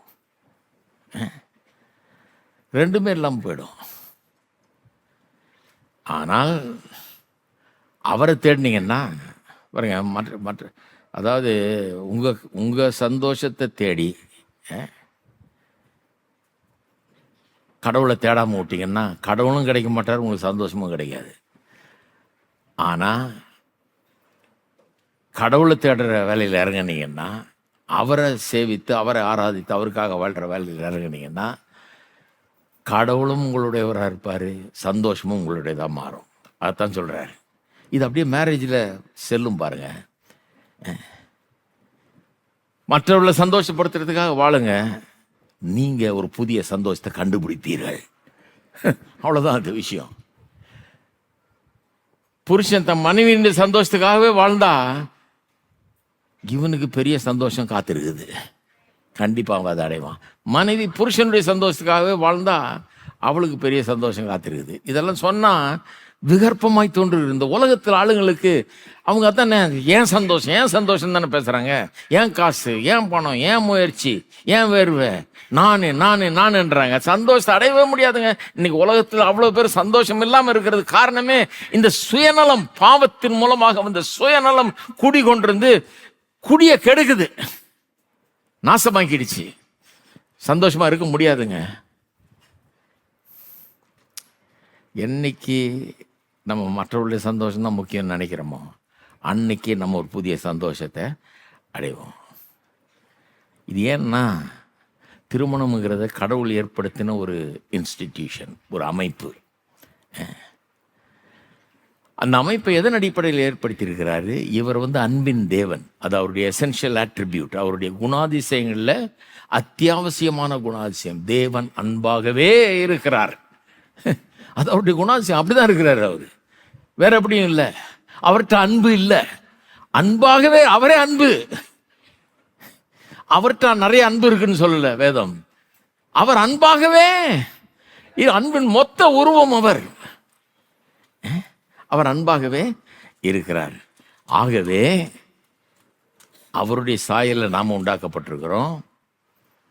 ஆகவே அவருடைய சுவாபத்தை நாம் வெளிப்படுத்தி தான் வாழ வேணும். இயேசு கிறிஸ்துவின் மூலமாக அவருடைய சுவாபம் நல்லா விளங்கிருச்சு நமக்கு. ஆகவே திருமண வாழ்க்கையில் பிரச்சனையை சந்திக்கும் போது முதல் வேலை என்ன பண்ணுங்க பாருங்க, எங்கே சுயநலம் இருக்குதுங்க, எப்படி சுயநலம் இதுக்குள்ளே வந்தது அப்படின்னு அதை அனலைஸ் பண்ணுங்க. கண்டிப்பாக விளங்கிடும். இதை அனலைஸ் பண்ணும்போது எப்படி நடக்குதுன்னா, இது நம்முடைய சுயநலத்தை நாமளே காண முடியாதவர்களாக இருக்கிறோம் இயல்பாக. நம்ம இதை அனலைஸ் பண்ண பார்க்கும்போது திருமண வாழ்க்கை வெற்றி பெறலை. ஏன்னு பார்க்கும்போது சுயநலம். அப்படி தான் வேதவசனம் போதிக்குது. தன்னுடைய நலனுக்காக எல்லாம் வாங்குறாங்க, தங்களுடைய சந்தோஷத்தை பார்க்குறாங்க, எதையும் விட்டு கொடுக்க தயாரில்லை, எதையும் தாழ்ந்து வர தயாரில்லை, சேவை மனப்பான்மை இல்லை, மற்றவர்களுக்கு சர்வெண்ட் மாதிரி இருக்கணுன்ற அந்த இது கிடையாது, எந்த தியாகமும் கிடையாது, ஒன்றும் கிடையாது. நான் சந்தோஷமாக இருக்கணும், அதனால தான் சந்தோஷமாக இருக்க முடியல. அவரில் போய் நீங்கள் உங்கள் உள்ளத்தை ஆராய்ஞ்சு பாருங்கள், ஏதாவது சுயநலம் இருக்கான்னு பார்த்தீங்கன்னா அவங்க சொல்லுவாங்க, ஆமாங்க ஆராய்ஞ்சேன், அவருக்குள்ளே ரொம்ப சுயநலம் இருக்குது. இவங்களுக்குள்ளே இருக்க சுயநலம் தெரியவே தெரியாது. நம்மளுக்குள்ளே இருக்கிறத பார்க்கவே முடியாது பாருங்கள். அந்த மாதிரி ஆகிடுது, குருடாயிடுது. நம்ம சுயநலம் தெரியவே தெரியாது, மற்ற ஆளுடைய சுயநலம் தான் நல்லா தெரியும். ஜனங்க பார்த்தீங்க, நான் இவ்வளோ வருஷம் அனுபவத்தில் கண்டுபிடிச்சது, பார்த்தா நல்லா ட்ரெஸ் பண்ணிட்டுருக்காங்க, நல்லா புன்னகையோடு இருக்கிறாங்க, படிச்சிருக்கிறாங்க, எல்லாம் இருக்கிறாங்க, நல்ல தன்மையெல்லாம் இருக்குது, எல்லாம் இருக்குது. ஆனால் அவங்க உள்ளம் பார்த்தீங்கன்னா காம்ப்ளிகேட்டட். இது நான் கற்றுக்கிட்டது, இத்தனை வருஷம் ஊழியத்தில் நான் கற்றுக்கிட்டது. ரொம்ப சிக்கலான ஒரு உள்ளம் மனிதர்களுடைய உள்ளம். ஏன் சிக்கலான உள்ளம்னா, பல அனுபவங்களை கடந்து வந்திருக்கிறாங்க. ஒரு குடும்பத்தில் பிறக்கிறாங்க, வளர்க்குறாங்க, பல விதமாக வளர்க்கப்படுறாங்க. சில நேரத்தில் அவங்க குடும்பத்துலேயே அப்யூஸ் நடக்குது, இவங்களை திட்டுறாங்க, இவங்களை தாழ்த்துறாங்க, இவங்களை குப்பை மாதிரி ட்ரீட் பண்ணுறாங்க, இவங்களை ரொம்ப ஒரு அடிமை மாதிரி நடத்துகிறாங்க. இந்த மாதிரிலாம் அப்யூஸ் எல்லாம் நிறைய இடங்கள்ல நடக்குது இல்லையா? அந்த மாதிரி இல்லை, சில உறவுகளில் யாரோடையாவது கொஞ்சம் நட்பு ஏற்பட்டு அப்படிலாம் பழகும்போது அதில் ஏமாற்றம், அதில் ஒரு இது, அந்த உறவில் சில பிரச்சனைகள், இப்படியெல்லாம் இதெல்லாம் இந்த அனுபவங்கள்லாம் என்ன பண்ணுது, இந்த குப்பைகள்லாம் உள்ளே சேர்ந்து நார் அடிச்சிடுது வாழ்க்கையை. உள்ளம் அந்த மாதிரி மாறிடுது, காம்ப்ளிகேட்டட் உள்ளமாக மாறிடுது. ஆகவே அவர்கள் வாழ்க்கையை நார்மலாக வாழ முடியல. அப்படிப்பட்டவர்கள் என்னென்னா, இந்த மாதிரி பாதிக்கப்பட்ட எல்லாருமே ஏதோ ஒரு விதத்தில் பாதிக்கப்பட்டிருக்காங்க. ஏதோ ஒரு சொல், எங்கேயோ யாரோ சொன்னது, யாரோ செஞ்சது, இந்த பழைய நினைவுகள், பழைய சம்பவங்கள் எல்லாம் உள்ளவர்களை பாதிக்குது. இப்போ திருமணம்லாம் பண்ணும்போது அதோடு தான் உள்ளே வர்றாங்க பாருங்கள். உள்ளே வரும்போது அவங்க செல்ஃப் அப்சார்ப்டாக இருப்பாங்க. ஏன் செல்ஃப் அப்சார்ப்டுனா, தங்களை பற்றியே நினச்சிட்டு இருப்பாங்க, தங்களை பற்றியே தான் பெரிய எண்ணம் அவங்களுக்கு உள்ள இருக்கும். மற்றவர்களுடைய தேவையை பற்றி நினைக்க மாட்டாங்க. நான் இவ்வளோ புண்பட்டுட்டேனாக்கும், என் உள்ளம் புண்பட்டுருச்சாக்கும், நான் ரொம்ப காயப்பட்டவளாக்கும், நான் இவ்வளோ பாடுபட்டேனாக்கும், இப்படி தான் யோசிப்பாங்க. அவங்க திங்கிங்கே அந்த மாதிரி தான் இருக்கும். ஆனால் அவங்கள்ட்ட சொல்லி பாருங்கள், நீங்கள் உங்களை பற்றியே யோசிச்சுட்டு இருக்கீங்க, ரொம்ப யோசித்து பாருங்கள், ஒத்துக்கவே மாட்டாங்க. அதை பார்க்குறது, அது அவங்களுக்கு பார்க்குறது ரொம்ப கஷ்டமாக இருக்கும். அவங்க தான் கடைசி ஆளாக இருப்பாங்க பார்க்குறதுக்கு. இதை எப்படி கையாளுவதுன்றதுல 2 விதமான அப்ரோச் இருக்குது. ஒன்று, உலகத்தார் என்ன சொல்கிறாங்க, ஓ சரி, உனக்கு இவ்வளோ பாடுபட்டுருக்கிறியா, இவ்வளோ கஷ்டப்பட்டுருக்கிறியா, இந்த துன்பத்துக்குள்ளெல்லாம் போயிட்டு வந்திருக்கிறியா, இந்த மாதிரி அனுபவங்கள்லாம் உன்னை இப்படி காயப்படுத்தி புண்படுத்தி உன்னை வருத்தப்படுத்தி இப்படி ஆக்கிடுச்சு, இந்த காயங்கள்லாம் உள்ள உனக்கு இருக்குது. ஆகவே இனிமே யாரும் உன்னை மேய்க்க இடம் கொடுக்காத, நீ நம்ம அவங்களுக்கு சப்போர்ட் பண்ணுறோமோ, இவங்க ரொம்ப காயப்பட்டாங்க, அதனால் இனிமேல் யாரும் உன்னை எதுவும் சொல்கிறதுக்கு நீ இடம் கொடுக்கவே கொடுக்காத. உன் விருப்பம் என்னமோ அதை நீ செய், உன் வாழ்க்கையை நீ வாழு, உன்னுடைய நலனை நீ தேடு, நீ உன்னை நல்லா ஆக்கிக்க. நம்ம என்ன நினைக்கிறோம், அவங்களுக்கு நல்ல வழி கத்துறோம். நம்ம ஐயோ பாழா போகிறதுக்கு வழி கத்துறோம். உன் நலனை நீ தேடு, மற்றவனை பற்றி கவலைப்படாத, நீ நல்லா வந்துரு, அவன் கிடக்குறான் அப்படின்னு சொல்லி அப்படி பண்ணுறதுனால என்ன ஆகுது, இருக்கிறதையும் பாழாக்கி போட்டுடுறோம். இதில் என்ன நினைக்கிறாங்க அவங்க ஏன் அப்படி பண்ணுறாங்கன்னா, அவங்க என்ன நினைக்கிறாங்க, இவங்க பாதிப்புகளெல்லாம் மற்றவங்க செஞ்ச காரியங்களால் ஆனது அப்படின்னு நினைக்கிறாங்க. மற்றவங்க செஞ்ச காரியங்களால் ஆனது. அப்போ மற்றவங்க தான் இவங்களை தீமையாக செஞ்சிட்டாங்க, இவங்களுக்கு எல்லாம் பண்ணிட்டாங்க, அதனால தான் இப்படி உள்ள ஆயிடுச்சு, அதனால தான் இப்படி பாதிக்கப்பட்டு புண்பட்டு போய் காயப்பட்டு போய் உடஞ்சி போய் நொறுங்கி போயிருக்கிறாங்க. இப்போ அவங்கள்ட்ட என்ன சொல்லி தரணும், நீ உன் வேலையை பாரு, அவன் கிடக்குறான், நீ இப்படி இரு அப்படின்ற மாதிரி சொல்லி கொடுத்துட்டா நல்லாயிடுவாங்கன்னு நினைக்கிறோம். கிறிஸ்டியன் அப்ரோச் அப்படி கிடையாது, அது செக்குலர் அப்ரோச், அது உலகத்தாருடைய வழி. கிறிஸ்தவ அப்ரோச் அணுகுமுறையாக வேற. அது என்ன அணுகுமுறை, கிறிஸ்தவ அணுகுமுறை என்ன சொல்லுது, உள்ளத்தில் ஏற்பட்டிருக்கிற பாதிப்புகளுக்கு எல்லாம் காரணம் யாரோ எதையோ செஞ்சாங்க பிடிச்சாங்க, புருஷன் செஞ்சது மனைவி செஞ்சது அப்படின்னு இல்லை, வீட்டில் பெற்றோர் செஞ்சது தாத்தா பாட்டி அப்படியே இல்லை. நம்முடைய உள்ளத்தில் இருக்கிற இந்த காம்ப்ளிகேஷன், இந்த சிக்கலுக்கு காரணம், உள்ளம் இப்படி இருக்கிறதுக்கு காரணம் சுயநலத்தினால பாதிக்கப்பட்டு இந்த மாதிரி ஒரு உள்ளமாக மாறினதுக்கு காரணம் என்னன்னா, உள்ளம் பாவத்தினால் நிறைந்திருக்கிறது. இதெல்லாம் பாவத்தினுடைய பாதிப்பு. இவங்கெல்லாம் செஞ்சதெல்லாம் இதில் தீ வச்சு பற்ற வச்சா, இதில் மண்ணெண்ணெய் ஊற்றுன மாதிரி. அவங்க உள்ள பாவம் ஏற்கனவே இருக்குது, பாவம் ஏற்கனவே சுயநலவாதியாக வச்சிருக்கு நம்மளை, ஏற்கனவே இந்த தீய காரியங்கள்லாம் உள்ளே இருக்குது. அதில் போய் பெட்ரோல் ஊற்றி கொளுத்துனா அப்படி இருக்கும், இன்னும் நல்லா எரியும். விறகு சாதாரணமாகவே எரியும், அதில் போய் பெட்ரோல் ஊற்றி கொளுத்துனா இன்னும் எரியும். அந்த மாதிரி தான் நடந்திருக்குது ஒழிய எல்லாமே மற்றவங்க செய்ததுன்னு சொல்ல முடியாது. அப்போ நம்முடைய சுயநலத்தை எப்படி நம்ம கையாளணும், சுவிசேஷத்தை கொண்டு தான் கையாளணும். இதுதான் இங்கே கிறிஸ்தவர்களுக்கும் மற்றவர்களுக்குள்ள வித்தியாசம். கிறிஸ்தவர்கள் எப்படி கையாளுறாங்க, நீ இன்னமும் உன் நலனை பாரு, உனக்காக நீ வேலை செய், உரமான்ட்டு சொல்லுது பாருங்க. இவ்வளோ நாள் நான் ஒரு கல்யாணம் பண்ணி நான் அந்த சூழ்நிலையில் வாழ்ந்துட்டேங்க, என் குடும்பம் அதுன்னு வாழ்ந்துட்டேன், வெறுத்து போயிட்டேன், இப்போ சலிச்சு போச்சு எனக்கு, இனிமேல் நான் எனக்காக வாழ போகிறேன். ஏன்னா நான் எனக்காக எப்போ வாழ்றது, என் வாழ்க்கை என்ன ஆகுறது, இனிமேல் மீதமுள்ள ஆண்டுகளை எனக்காக வாழ போகிறேன். அதான் உலகத்தின் அப்ரோச். இவங்களால நான் நாசமாக போனேன், இனிமே எனக்காக நான் வாழ போகிறேன், என்னுடைய வாழ்க்கையை சிறப்பாக்கிக்க போகிறேன், இன்னும் நல்ல வேலை தேட போகிறேன், இன்னும் நல்லா இருக்க போகிறேன், நான் நல்லா பேசாமல் போக போகிறேன், இவன் எப்படியோ பாழா போட்டும் மற்றவங்க எப்படியோ போட்டோம், ஏன்னா இவங்களை தங்களை பில்டப் பண்ணுறாங்களாம். அது இல்லை வழி. அது இன்னும் சந்தோஷம் இல்லாத ஒரு நாளைக்கு தோல்வி கொண்டு போய் விடும் கடைசியில். அது வழியே கிடையாது. கிறிஸ்தவ வழி என்ன, சுவிசேஷத்தை கொண்டு அதை கையாளுகிறோம். நம்ம சுவிசேஷம் என்ன சொல்லுது, அவனவன் தனக்குரியவைகள் அல்ல பிறருக்கானவைகளை சிந்திக்க கடவன். ஏன், கிறிஸ்து இயேசுவில் இருந்த அதே சிந்தையே இங்கே தான் சுவிசேஷம் வந்துடுது பாருங்க. நம்ம வேற. இப்போ நான் என்ன பண்ண போகிறேன், ஒருபோதும் எனக்குரியவர்களை சிந்திக்க போகிறதில்ல, மற்றவர்களுக்குரியதை நான் சிந்திக்க போகிறேன், மற்றவர்களுடைய தேவையை முதலாவது வைக்க போகிறேன். அதான் இயேசு வந்து க்ளீனாக சொல்லிட்டார் இல்லையா? மத்தேயு 22ஆம் அதிகாரத்தில் போனீங்கன்னா 37லேருந்து 40 வசனங்களை பாருங்கள் சொல்கிறேன். இயேசு இந்த பிரமாணங்களை பற்றி ஒருத்தன் வந்து கேள்வி கேட்கும்போது ரொம்ப க்ளீனாக சொல்கிறார். மத்தேயு 22:36 கேட்குறான், போதகரே நியாய பிரமாணத்தில் எந்த கற்பனை பிரதானமானது என்று கேட்டான். இயேசு அவனை நோக்கி, உன் தேவனாகிய கர்த்தரிடத்தில் உன் முழு இருதயத்தோடும் உன் முழு ஆத்மாவோடும் உன் முழு மனதோடும் அன்பு கூறுவாயாக, இதுவே முதலாவது கற்பனை.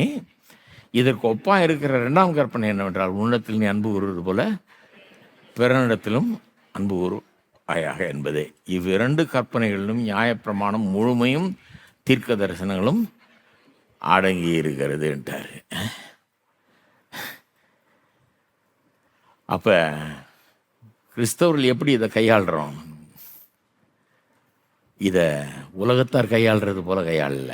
கிறிஸ்து எப்படி கையாளுவாரோ அப்படி இன்னும் கொஞ்சம் அதிகமாக உறுதி பூண்டு கொள்ளுகிறோம். உறுதி பூண்டு கொண்டு நம்ம என்ன சொல்கிறோம்? நான் முன்னை விட இன்னும் அதிகமாக மற்றவருக்காக நான் வாழப்போகிறேன். இது வேலை செய்யணும் கண்டிப்பாக. இது வந்து குடும்பத்தில் ஒரு பெரிய மாற்றத்தை ஏற்படுத்தும் என்கிற அந்த நம்பிக்கையோட இன்னும் இந்த சுவிசேஷத்தை வாழ்ந்து காட்டுவதில் இன்னும் ஸ்ட்ராங்காக நம்ம ஈடுபட வேண்டியது அவசியமாக இருக்கிறது. இதில் பாருங்கள், ஒரு தரப்பினர் என்ன பண்ணுறாங்க, என்னுடைய காயங்கள் தான் எனக்கு முக்கியம், ஆகவே அதை அட்டன் பண்ணுறதுல நான் என் நேரத்தை செலவழிக்க போகிறேன், என்ன டெவலப் பண்ணிக்க போகிறேன், நான் தூரம் வந்துட போகிறேன், நான் எனக்கு இன்னுமே காயம் ஏற்படாதபடி பார்த்துக்க போகிறேன் அப்படின்றாங்க. இதுக்கு ஆல்டர்னேட்டிவ் என்ன? அவங்க என்ன நினைக்கிறாங்க? இதுக்கு ஆல்டர்னேட்டிவாக போகிறவங்க என்ன நினைக்கிறாங்க? அதாவது வேதம் சொல்லுது, நீ உனக்காக வாழாமல் பிறனுக்காக வாழுன்னு சொல்லுது. ஆகவே இந்த என்னுடைய ப்ராப்ளம் என்னுடைய செல்ஃப் சென்டர்டு தான், என்னுடைய சுயநலம் தான் முக்கியமான ப்ராப்ளமாக இருக்குது, பிரதானமான ப்ராப்ளமாக இருக்குது. அதனால் நான் இனிமேல் அதை சரிப்படுத்த போகிறேன், அதை சரிப்படுத்துறதுல ஈடுபட போகிறேன் அப்படின்றாங்க. 2 பேருமே இந்த மனசு உள்ளவர்களாக இருந்தாங்கன்னா, 2 பேரும் கிறிஸ்தவர்களாக இருந்து 2 பேருமே என்னுடைய சுயநலம் தான் அதுக்கு காரணம், நான் சரி பண்ணணும் அப்படின்னு தீர்மானம் பண்ணாங்கன்னா அந்த திருமண வாழ்க்கை சிறப்பாக அமையும். 2 பேரும் பண்ணாட்டி கூட, நான் சொல்கிறேன் சில நேரத்தில் 2 பேரும் பண்ணுறதில்ல. ஒரு ஆள் கொஞ்சம் அதை பற்றி ஒரு வெளிப்பாடே கிடையாது, அதை பற்றி ஒரு அறிவே கிடையாது, இந்த ஆவியில் நிரம்புற இது கிடையாது, பாருங்கள் உணரல் இன்னும். அந்த ஒரு ஆள் பண்ண மாட்டேங்கிறாரு, அல்லது அந்த அம்மா பண்ண மாட்டேங்குது, யாரோ ஒருத்தர் கலவனோ மனைவியோ ஒருத்தர் பண்ணுறதில்ல அப்படின்னா கூட இந்த தேர்ட் பாசிபிலிட்டி இருக்குது. அது என்னன்னா, ஒருத்தர் அதை மனசில் வச்சு நான் பண்ண போகிறேன் இதை அப்படின்னு சொல்லி, இது ரொம்ப ஆபத்தானது. இந்த சுயநலம் வந்து என்னை கெடுத்துரும், என்னை நாசமாக்கிடும் எண்ணி என் சுயநலத்துக்கு எதிராக நான் என்னெல்லாம் செய்யணுமோ அதெல்லாம் செய்ய போகிறேன், அதை ஒழிக்கிறதுக்கு என்னெல்லாம் செய்யணுமோ அதை செய்ய போகிறேன் தீர்மானம் எடுத்து அதை செஞ்சால் நான் சொல்கிறேன் பிரச்சனை சரியாகும், அடுத்த ஆளுக்குள்ளே மாற்றம் ஏற்பட வாய்ப்பு உண்டு. மற்ற ஆளும் அதை தான் 1 பேதுரு 3ஆம் அதிகாரத்தில் பேதுரு சொல்கிறார், உங்கள் நடக்கையினாலே கிறிஸ்துவ அறியாத புருஷனை கூட நீங்கள் வசப்படுத்தலாம் அப்படின்னு பேதுரு அங்கே போதிக்கிறார். அப்போ கிறிஸ்தவருடைய பதில் என்ன? இந்த சுயநலத்துக்கு கிறிஸ்தவருடைய பதில், உலகம் என்ன சொல்லுது? சரி, அவன் ரொம்ப சுயநலக்காரன், அதனால் ஊட்ட தள்ளு, நீ உன் வேலையை பாரு, நீ நல்லாவா அப்படின்னு சொல்லுது. கிறிஸ்தவர்கள் அப்படி கிடையாது. கிறிஸ்தவர்கள் என்ன பண்ணுறாங்க, the spirit generated selflessness, அதாவது ஆவியானவரால் உண்டாக்கப்படுகிற சுயநலமில்லாத ஒரு வாழ்க்கையை அவர்கள் தேடுகிறார்கள், அதை நாடுகிறார்கள். அது எப்படி நாடுறது, எப்படி தேடுறது? நம்ம பற்றி ரொம்ப யோசிக்காம we start thinking about ourselves less.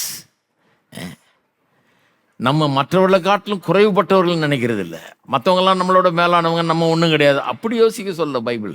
எப்படி சொல்லுது? உன்னை பற்றி ரொம்ப சிந்திக்காத, உன்னை முதல்ல வைக்காத, உன்னை பெருசாக நினைக்காத,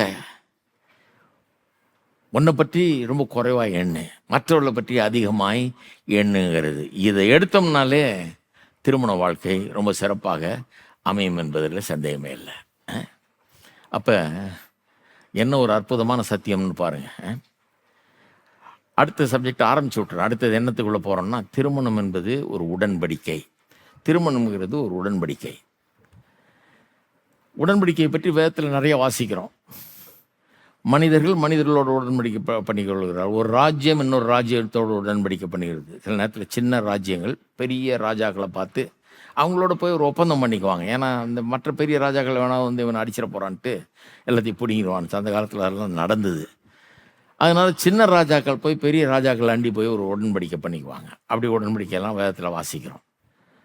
அது இல்லாமல் வெர்டிகல் கவர்னன்ஸு, மனுஷருக்கும் கடவுளுக்கும் இடையே உடன்படிக்கைலாம் இருக்குது. ஆபிரகாமோடு தேவன் உடன்படிக்கை பண்ணினார்லாம் இருக்குது இல்லையா? அப்போ உடன்படிக்கை குறித்து வேத வசனத்தில் வாசிக்கிறோம். உடன்படிக்கைங்கிறது ஒரு சேக்ரட் ரிலேஷன்ஷிப், ஒரு தெய்வீகமான இணைப்பு. அந்த உடன்படிக்கையை எவரும் மீறுகிறது இல்லை. பழைய ஏற்பாட்டு காலத்தில் கூட உடன்படிக்கை பண்ணாங்கன்னா அதை மீறுகிறவன் சபிக்கப்பட்டவன் என்று என்ன பண்ணான். அது ரொம்ப சீரியஸான விவகாரம். சும்மா இன்னைக்கு இப்போ அக்ரிமெண்ட்டில் கையெழுத்து போட்டு அக்ரிமெண்ட்டை ஒன்றும் செல்லாதுன்றாங்க.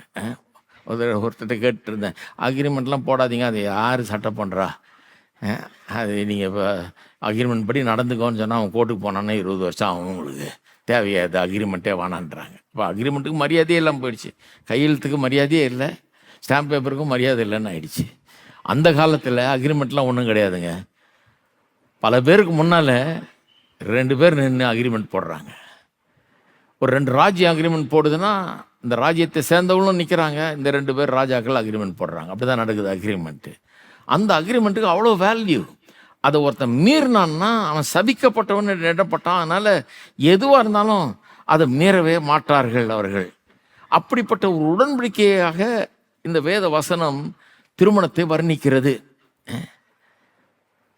ஆதியாகமம் 2:24 முதல் திருமணத்தை பற்றி வாசிக்கிறோம் இல்லையா? ஆதாமுக்கு கர்த்தர் ஏவாளை ஏற்படுத்தி கொடுத்ததை பற்றி வாசிக்கிறோம் இல்லையா? அங்கே வாசிங்க பார்ப்போம். 24ஆம் வசனத்தில், இது நிமித்தம் புருஷன் தன் தகப்பனின் தாயை விட்டு தன் மனைவியோடு இசைந்திருப்பான், அவள் ஒரே மாம்சமாய் இருப்பார்கள். அதையே அப்போஸ்தலனாகிய பவுல் எபேசியர் 5:31 சொல்கிறாரு. எபேசியர் 5:31 அதே வசனத்தை கொண்டு வந்து திரும்ப இங்கே அவர் கோட் பண்ணுறத நம்ம பார்க்குறோம். இந்த திருமணத்தை குறித்து போதிக்கிற இந்த வசனங்களில் அதை கோட் பண்ணுறார். சொல்கிறார், இது நிமித்தம் மனுஷன் தன் தகப்பனின் தாயை விட்டு, பவுல் இது, தன் மனைவியுடனே சேர்ந்து இருவரும் ஒரே மாம்சமாக இருப்பார்கள். அங்கே சொன்னதை எடுத்துகிட்டு வந்து இவர் அப்படியே இங்கே சொல்கிறாரு. இசைந்துன்னு ஒரு வார்த்தை வருது, கவனிச்சிங்களா? இங்கிலீஷில் க்ளீவிங் அப்படின்னு வருது. therefore shall a man cleave unto his wife-ன்னு வருது. அந்த க்ளீவ்ன்ற வார்த்தை, இசைந்துன்ற வார்த்தை ரொம்ப ஸ்பெஷல் வார்த்தை. அது என்னன்னா, to unite someone through a covenant, through a binding promise or oath. Binding ப்ராமிஸ்னா ஒரு வாக்கு பண்ணி அந்த வாக்கை செய்தே தீர வேண்டும் என்கிற ஒரு கட்டாயம் அங்கே இருக்குது. அப்படிப்பட்ட ஒரு பைண்டிங் ப்ராமிஸ், கண்டிப்பாக செஞ்சு ஆகணும்னு ஒரு கட்டாயத்தோட வாக்கு பண்ணப்படுகிறது. செய்தே தீருவேன், செய்வேன்னு 4 பேருக்கு முன்னால் வாக்கு பண்ணி அப்படி ஒரு காரியத்தை தான் இங்கே வர்ணிக்கிறது. அது to unite someone through a covenant, ஒரு உடன்படிக்கையின் மூலமாக வாக்கு பண்ணபடி செய்வான் என்கிற அந்த கட்டுப்பாடோடு செய்யப்படுகிற ஒரு வாக்கு திட்டம். அப்போ அப்படி வாக்கு பண்ணுறாங்க. மல்கியாவில் அதை பற்றி திருப்பியும் வாசிக்கிறோம் பாருங்கள், எப்படி திருமணம் வந்து உடன்படிக்கை அப்படிங்கிறத பற்றி வாசிக்கிறோம். மல்கியாவில் 2ஆம் அதிகாரத்தில் 14ஆம் வசனம் பாருங்கள். ஏன் என்று கேட்கிறீர்கள், கர்த்தர் உனக்கும் உன் இளவயதின் மனைவிக்கும் சாட்சியாக இருக்கிறார். உன் தோழியும் உடன்படிக்கையின் மனைவியுமாகிய அவளுக்கு நீ துரோகம் பண்ணினாயே. உன் தோழியும் உன் உடன்படிக்கையின் மனைவியுமாகிய அவளுக்கு நீ துரோகம் பண்ணாயே. கர்த்தர் சொல்றாரு, உன் உடன்படிக்கையின் மனைவின்றார். அதை கவனிக்கிறாங்க. மனைவி யாரு? உடன்படிக்கையின் மனைவி. உடன்படிக்கையின் மனைவிக்கு நீ துரோகம் பண்ணாயே அப்படின்னு வருது. அது மட்டும் இல்லாமல் நீதிமொழிகளுக்கு திருப்புங்க. நீதிமொழி இந்த வசனத்தை வாசிப்போம். நீதிமொழிகள் 2ஆம் அதிகாரம் 16ஆம் வசனம். தன் இள வயது நாயகனை விட்டு தன் தேவனுடைய உடன்படிக்கையை மறந்து, நல்லா கவனிச்சிங்களா, ஒரு மோசமான ஒரு ஸ்திரீயை குறித்து, உண்மை இல்லாத ஒழுக்கக்கேடான ஒரு ஸ்திரீயை குறித்து இங்கே வர்ணிக்கப்படுகிறது. தன் இள வயது நாயகனை விட்டு, அதாவது சின்ன வயசில் கல்யாணம் பண்ண அந்த புருஷனை விட்டுட்டு தன் தேவனுடைய உடன்படிக்கையை மறந்து. என்னங்க திருமணத்தை தேவனுடைய உடன்படிக்கை என்னது? தேவனுடைய உடன்படிக்கையை மறந்து இச்சகமான வார்த்தைகளை பேசும் அந்நிய பெண்ணாகிய பரஸ்திரிக்கும் தப்புவிக்கப்படுவாய். அப்ப ஒரு புருஷனுக்கும் மனைவிக்கும் இடையே நடக்கிற அந்த ஒப்பந்தம், 2 பேருக்கு திருமணம் ஆகுது இல்லையா, அதை எப்படி சொல்லியிருக்குது? அது ஒரு உடன்படிக்கை என்று வேத வசனம் இங்கே சொல்லுகிறது. அதனால தான் திருமணம்னு ஒரு திருமண ஆராதனை வரும்போது இன்றைக்கு சில கேள்விகள் அங்கே கேட்கப்படுகிறது இல்லையா. திருமண ஆராதனை நேராக கொண்டாந்து நிற்க வச்சு தாலியை கொடுத்து கட்டு அப்படின்னு சொல்லிட்டு டொங்கு அடிச்சு அனுப்பிச்சிடுறது இல்லை. நம்ம கிறிஸ்துவ திருமணத்தில் என்ன பண்ணுறோம்? கேள்வி கேட்குறோம். இன்னாராகிய நீ பேரை சொல்லி, மாப்பிள்ளை பேரை சொல்லி, இன்னாராகிய நீ இன்னாராகிய இவரை இன்று முதல் உன்னுடைய விவாக மனைவியாக ஏற்றுக்கொண்டு அவளை மாத்திரம் பற்றி கொள்ள ஆயத்தமா கேட்குறோம். ஆயத்தம்னு சொல்லணும். இவளை பார்த்து கேட்குறோம். அதே இன்னாராகிய நீ இன்னாராகிய இவரை உன்னுடைய விவாக புருஷனாக ஏற்றுக்கொண்டு அவரை மாத்திரம் பற்றி கொள்ள ஆயத்தமானு கேட்குறோம். இது ரெண்டும் கேட்கறது இவங்க 2 பேரும் சொல்கிறது ஆம்னு சொல்கிறாங்க இல்லையா. ஒருத்தரை பார்த்து ஒருத்தர் சொல்கிறது இல்லை. அதை கவனிச்சிங்களா? பாஸ்டரை பார்த்து சொல்கிறாங்க. ஏன்னா பாஸ்டர் கடவுளுடைய ஸ்தானத்தில் அங்கே நிற்கிறாரு. இவங்க வாக்கு யார்கிட்ட கொடுக்குறாங்க? பாஸ்டர்கிட்ட ஆம்னு சொல்லும்போது கடவுள்கிட்ட ஆம்னு சொல்கிறாங்க. ஆமாங்க, என் விவாக புருஷனாக என் விவாக மனைவியாக நான் ஏற்றுக்கொண்டு இனிமேல் இவரை மாத்திரம் பற்றி கொள்வேன்னு வாக்கு கொடுக்குறேன் அப்படிங்கிறாங்க. கடவுளுக்கு முன்னால் வாக்கு பண்ணுகிறார்கள். இதை அடிப்படையாக வச்சு தான் அடுத்த ஸ்டெப்புக்கு போகிறாங்க. பொண்ணுடைய தகப்பனார் யார் வாங்கன்றாங்க. வலது கையை எடுத்து மாப்பிள்ளையுடைய வலது கையில் வைங்கன்னு சொல்லி 2 பேரும் கையும் கோக்குறாங்க. கோத்த பிறகு இப்போ 2 பேரும் ஒருத்தர் பார்த்து சொல்கிறாங்க. அப்போ கூட சிலர் நம்மளை பார்த்துட்டு நிற்பாங்க. அப்படியே நான் தான் சொல்கிறது, உங்களை இந்த பொண்ணை பார்ப்பான்றது. இந்த பொண்ணுகிட்ட சொல்கிறது, மாப்பிள்ளையை பாரு, நீ பார்த்து சொல்லு. என்ன சொல்கிறது? இன்னாராகிய நான் இன்னாராகிய உம்மை இன்று முதல் என் விவாக புருஷனாக ஏற்றுக்கொண்டு நன்மையிலும் தீமையிலும் வாழ்விலும் தாழ்விலும் சுகத்திலும் சுகவீனத்திலும் மரணம் நம்மை பிரிக்கும் வரை கடவுளுடைய தூய நியமப்படி உன்னை நேசிக்கவும் காப்பாற்றவும் வாக்கு கொடுக்கிறேன் அப்படின்னு அவன் சொல்கிறான். அவனும் அதையே சொல்கிறா. ஒருத்தருக்கு ஒருத்தர் வாக்குறுதி கொடுத்து கொள்ளுகிறார்கள். அப்போ முதல்ல கடவுளுக்கு ஒரு வாக்குறுதி கொடுக்குறாங்க. ஆமாம், இவளை பற்றி கொள்ளுகிறேன், இவளை மாத்திரம் பற்றி கொள்கிறேன், அதுக்கு தயார். அவனும் சொல்கிறான், இவனை பற்றி கொள்ளுகிறேன், விவாக புருஷனை ஏற்றுக்கொள்கிறேன், அவனை மாத்திரம் பற்றி கொள்கிறேன். அதை சொன்ன பிறகு தான் 2 பேரும் ஒருத்தருக்கு ஒருத்தர் வாக்கு. அப்போ என்ன அர்த்தம்? ஏன் இதெல்லாம் சொல்கிறேன்னா, திருமணம்ங்கிறது ஒரு அர்த்தமுள்ள காரியம். இங்கே திருமணம் சர்ச்சில் செஞ்சு கொள்ளும்போது அது ஒரு அர்த்தமுள்ள காரியம். எப்படின்னா, ஒரு 4 பேருக்கு முன்னால் வர்றோம், நின்று சபை கூடி வர, சொந்தக்காரெல்லாம் கூடி வர, ஏராளமான சாட்சிகள் முன்னால், எல்லாருக்கும் முன்னால், முக்கியமாக கடவுளுக்கு முன்னால் மனைவியாக ஏற்றுக்கொள்கிறேன், புருஷனாக ஏற்றுக்கொள்கிறேன்னு நம்ம வாக்கு கொடுக்குறோம். அப்புறம் அந்த பெண்ணுக்கே வாக்கு கொடுக்குறோம், அந்த பெண்ணு மாப்பிள்ளைக்கே வாக்கு கொடுக்குறாள் இல்லையா. இப்படியெல்லாம் நடக்குது. இப்படியெல்லாம் நடந்துட்டு அதைத்தான் திருமணம் என்று சொல்லுகிறோம். நல்லா யோசித்து பாருங்க. இப்போ திருமணம்ங்கிறது ஒரு உடன்படிக்கை, கடவுளுக்கு முன்னால் பண்ணப்பட்ட உடன்படிக்கை. உடன்படிக்கையின் மனைவியை மறந்து அப்படின்னு சொல்லியிருக்குது. மனைவியை பற்றி நீதிமொழியில் என்ன சொல்லியிருக்குது? தேவனுடைய உடன்படிக்கையை மறந்து.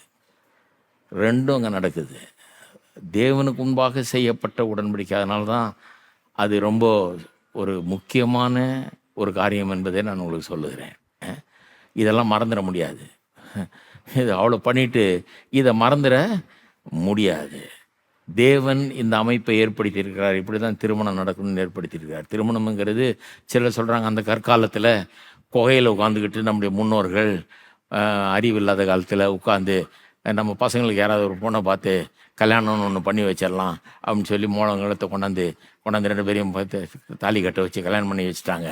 இப்படி தான் திருமணம் உண்டாச்சுன்னு நினைக்கிறேன். கிடையாது. நம்முடைய வேத வசனத்தின்படி கர்த்தர் தான் திருமணம் என்கிற அமைப்பை ஏற்படுத்துகிறார்.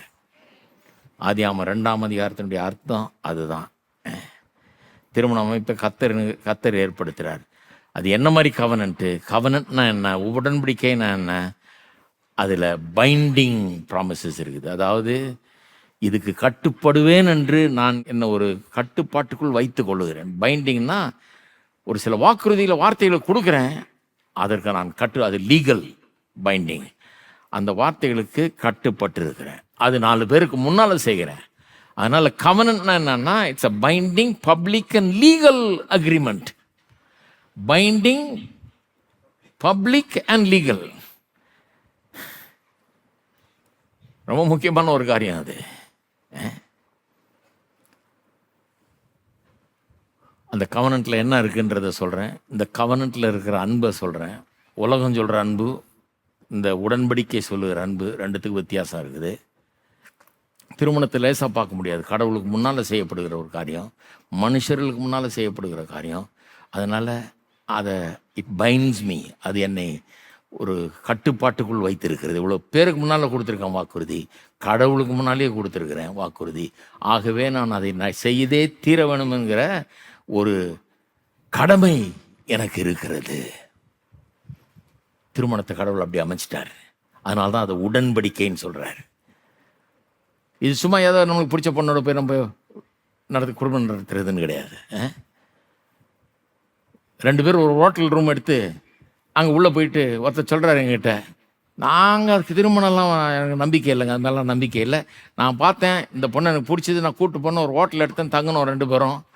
2 பேரும் ஒருத்தருக்கு ஒருத்தர் வாக்குறுதி கொடுத்துக்கிட்டோம். நாங்கள் இதில் மற்றவனுக்கு என்ன வேலை இருக்குது? நாங்கள் சம்பாதிக்கிறோம், நாங்கள் பார்ப்போம், எங்கே போனோம், எங்கள் செலவு, நாங்கள் குடும்பமாக வரப்போகிறோம்.